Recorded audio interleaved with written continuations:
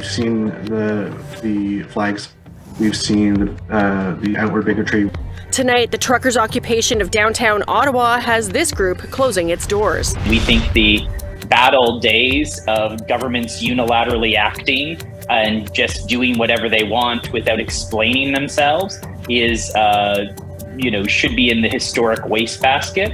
A loss in court doesn't mean the fight is over for the Métis in Alberta. It makes it even harder because the law implies that there is not great things going on when Indigenous person enters the land.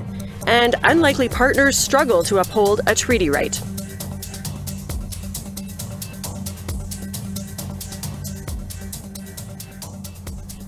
Good evening. Welcome to APTN National News. I'm Melissa Ridgen.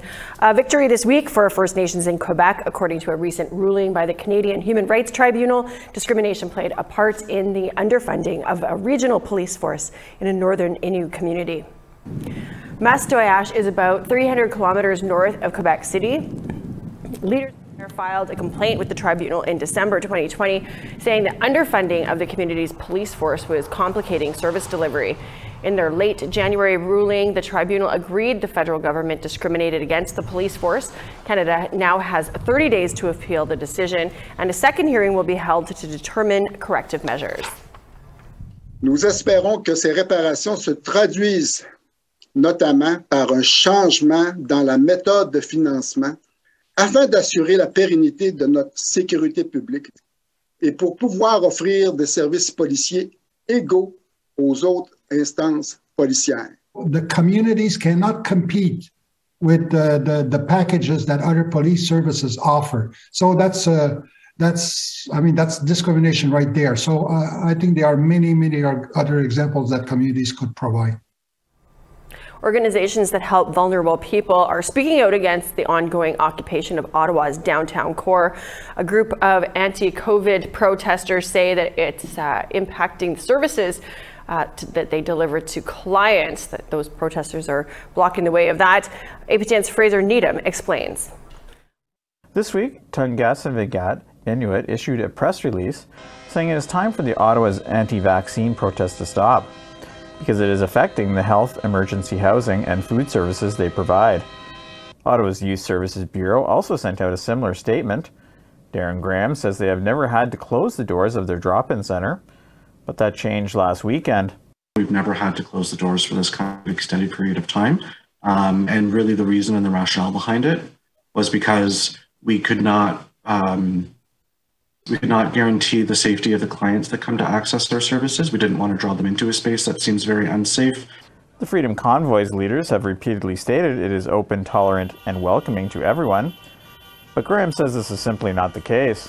And we've heard multiple times that they do not feel safe. We've seen the flags, we've seen the outward bigotry, we've heard staff and clients alike being harassed for just moving through their community. With more protesters expected to come into the nation's capital this weekend, Graham says his organization will once again have to close the drop-in centre. Fraser Needham, APTN National News, Ottawa.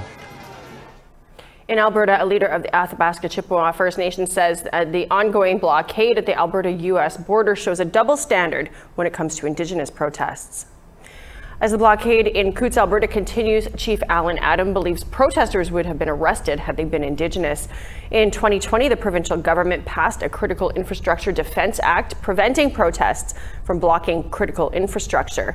The legislation was brought into effect after Indigenous protesters blocked railways in support of Wet'suwet'en, but it doesn't seem to be used in this instance, and Chief Adam says he wants to see the bill dismantled. It's disrupting the supply chain into Alberta and into Montana from Alberta as well. So is it a double standard that this bill comes into effect, or does it apply to everyone, or is it just Bill 1, meaning Bill 1 to the First Nations people? We're starting to see that the supply chain has taken longer to get to our communities because the products are not there. Last June, the Metis Nation of Alberta sued the Alberta government for opting out of a consultation policy. In January, the Alberta Court of Queen's Bench dismissed their case. This week, the MNA announced that they are appealing that decision. APTN's Chris Stewart explains. The Metis Nation of Alberta say they have been in negotiations with the two previous Alberta governments over a consultation policy.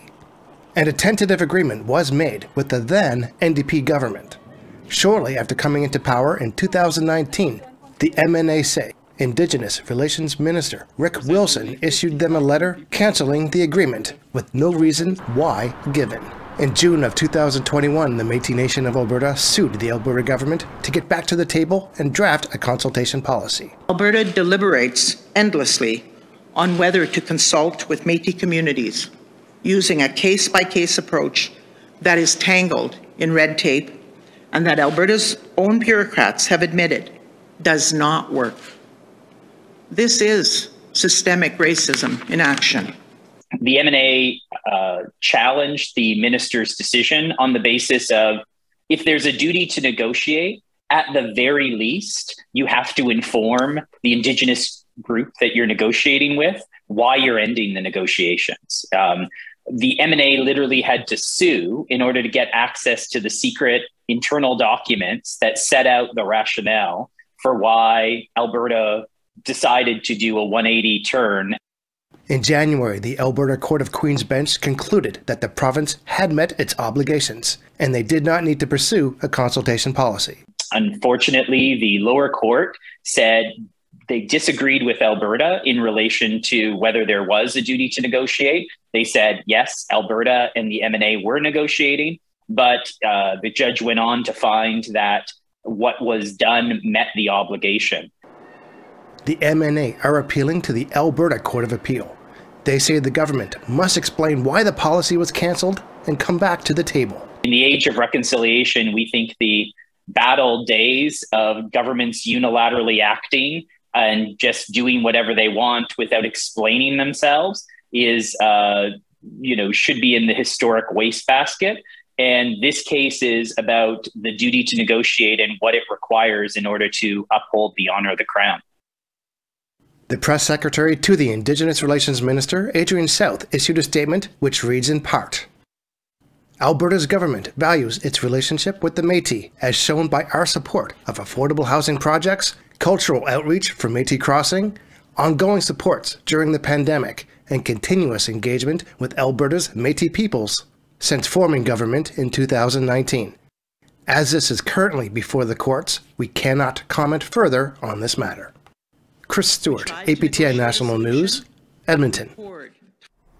It's time for us to take a break, but coming up, some Northern Ontario First Nations are hoping a new documentary will help their youth.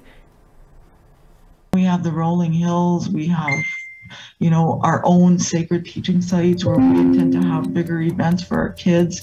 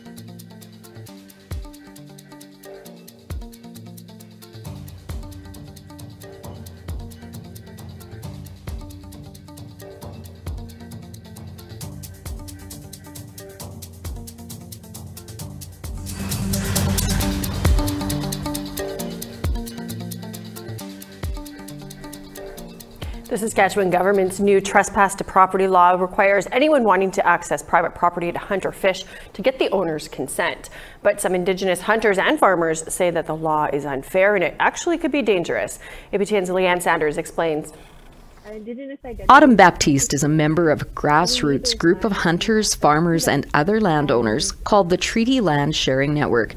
They're critical of the amendment to the trespassing law, which came into effect January 1st. It states people accessing land without permission from the owner could face a fine of up to $5,000.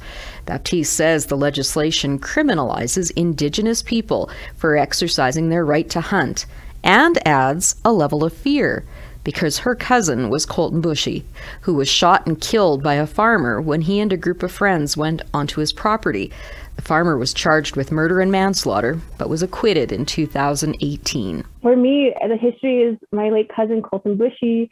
We all know what happened, and for that, it instilled a fear with me. And so having this legislation in place creates even greater fear for me, because it makes me wonder about not only my life, but all the Indigenous people who are using their rights to live off the land, their inherent rights as Indigenous people to continue on that culture and that identity. A statement emailed to APTN from the Saskatchewan Justice Department states, in part, the recent related amendments were never intended to affect treaty hunting and fishing rights, and indeed, by law, cannot affect those rights. But Joel Mochenko, a farmer who's part of the Treaty Land Sharing Network, says it does. What they're suggesting is that anyone who wants to access land, and as far as I can see in the legislation, that means anyone, and that would be Indigenous land users as well, needs to ask permission to do that. And to me, if you have to ask permission to exercise a right, it's no longer a right. Mochenko says some farmers and ranchers have concerns about safety of their families and livestock, but he says this law does nothing to address those concerns.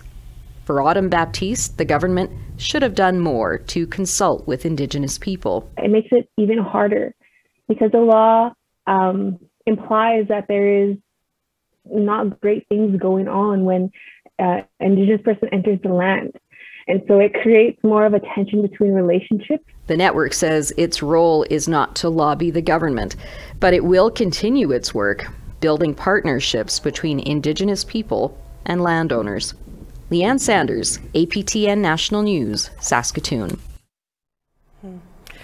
A new documentary by the Kenora Chiefs Advisory highlights some of the programs that they have for youth, while also giving them a chance to deal with the intergenerational trauma of the past. Our Daryl Stranger has those details.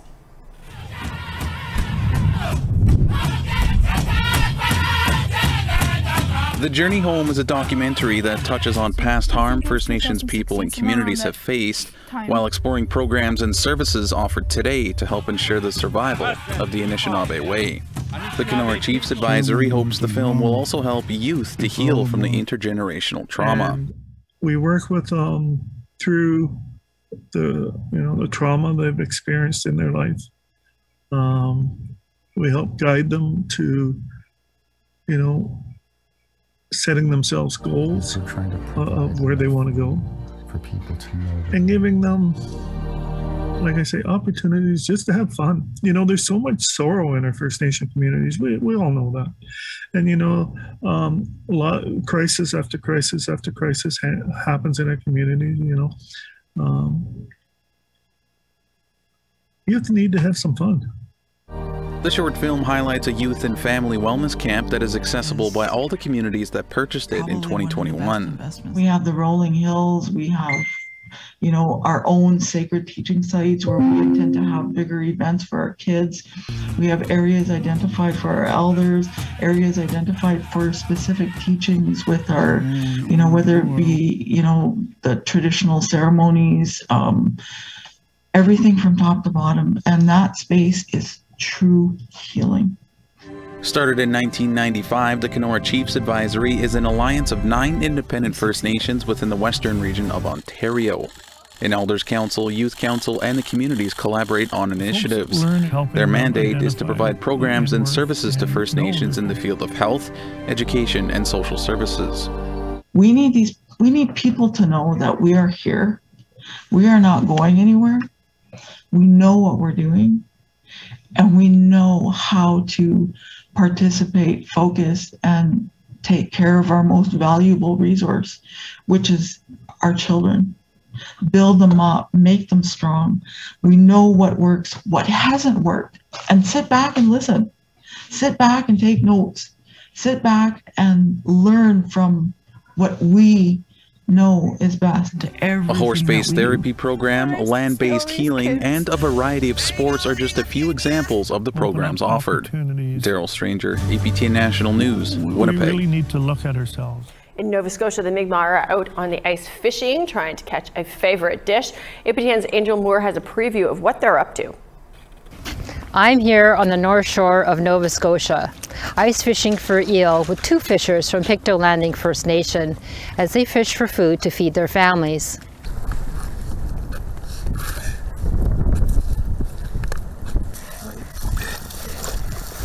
One eel.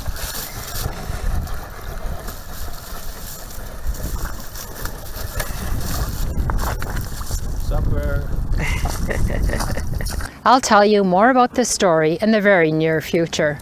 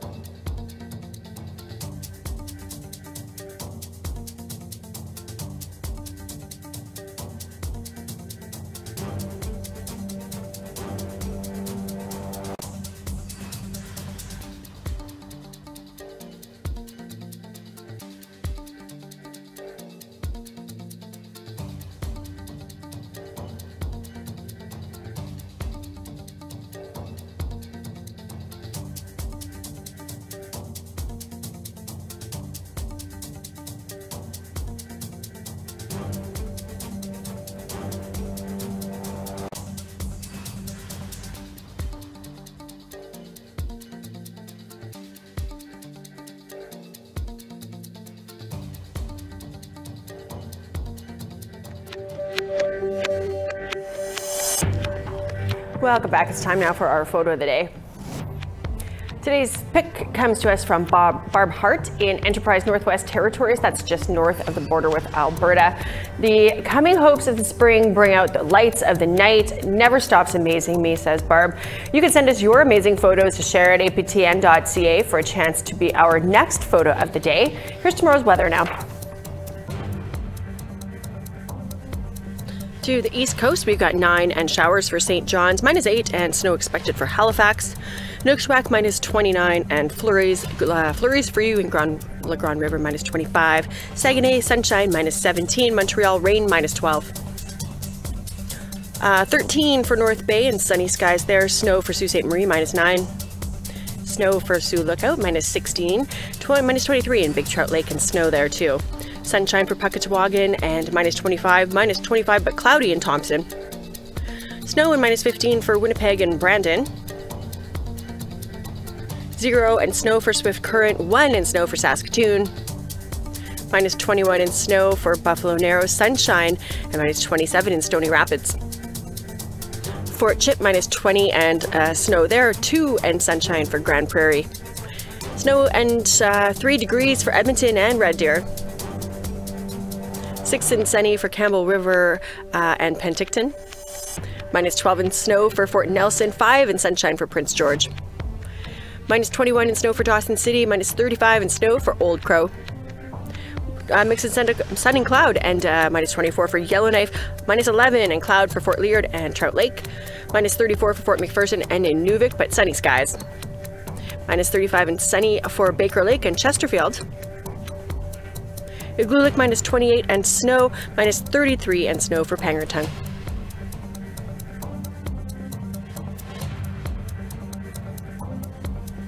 When it comes to boutiques, Leis Artisan Indienne de Quebec is among the last of its kind. The not-for-profit arts and crafts store is owned and operated by the Huron-Wendat people in Wendake.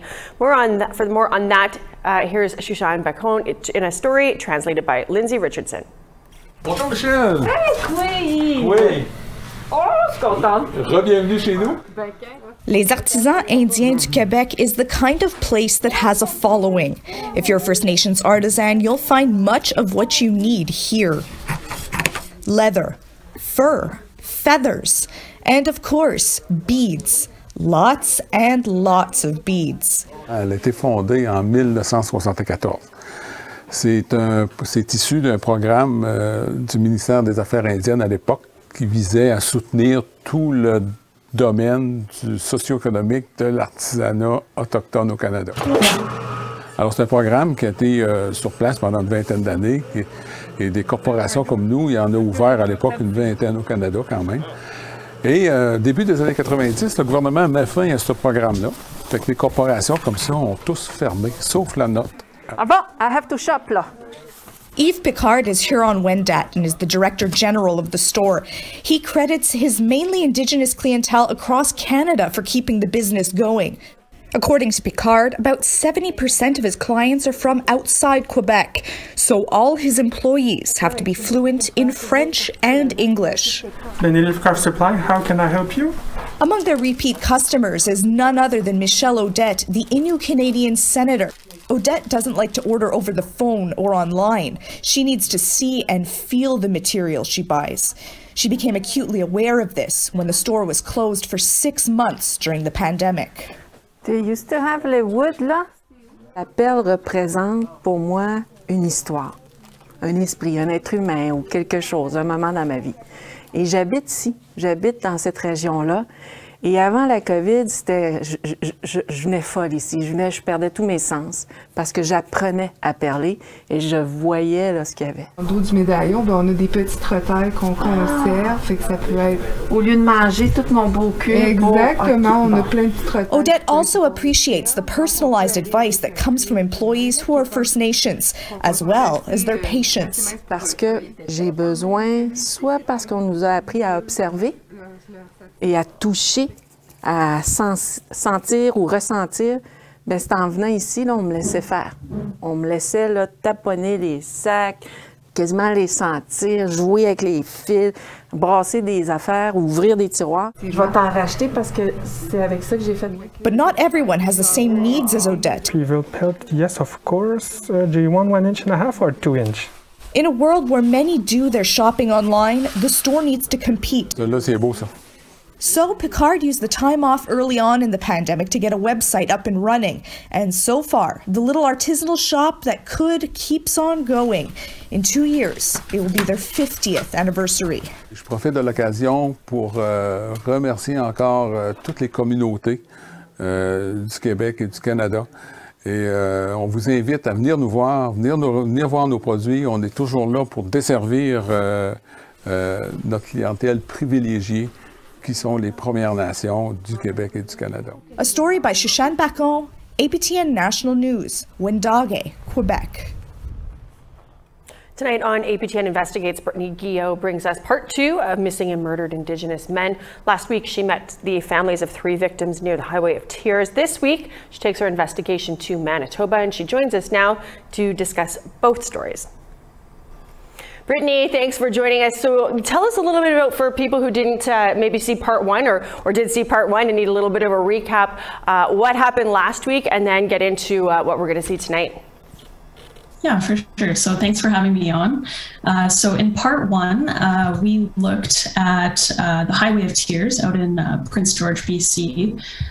So this whole part 1 and part 2 began, the investigation sort of began in the summer of last year after looking at the stats in the United States, where 70% of all missing Indigenous persons are actually males.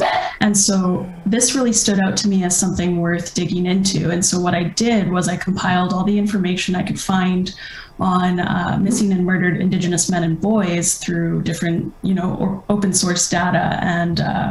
And so over the course of that investigation, I found that there was 19 missing and murdered Indigenous men all along the Highway of Tears in BC. And that's certainly something, I think we do oftentimes kind of forget about that. So kudos to you for bringing that back to the public foreground here. What about part 2 tonight? What are we going to see tonight? Give us a little, not too much because we want to watch, but give us a little teaser. Yeah, so part 2, it sort of goes back to the data as well. The majority of missing and murdered Indigenous men that I found was, in the prairie provinces. So that's where we focused part 2 on, was here in Manitoba. So I was able to identify 63 homicide cases that have gone cold and 18 domestic homicide abuses. So yeah, we talked to families here in Manitoba. Well, that is coming up right after the news tonight. Can't wait to see that. Brittany, thanks for taking the time to give us a little heads up what's in store. Thank you. Well, that is a wrap on your news for this Friday. But as we said, don't go anywhere. That APTN Investigates on Missing and Murdered Indigenous Men and Boys is on right now. I'm Metis Nation. Have a great night. I'm going to see you back here tomorrow.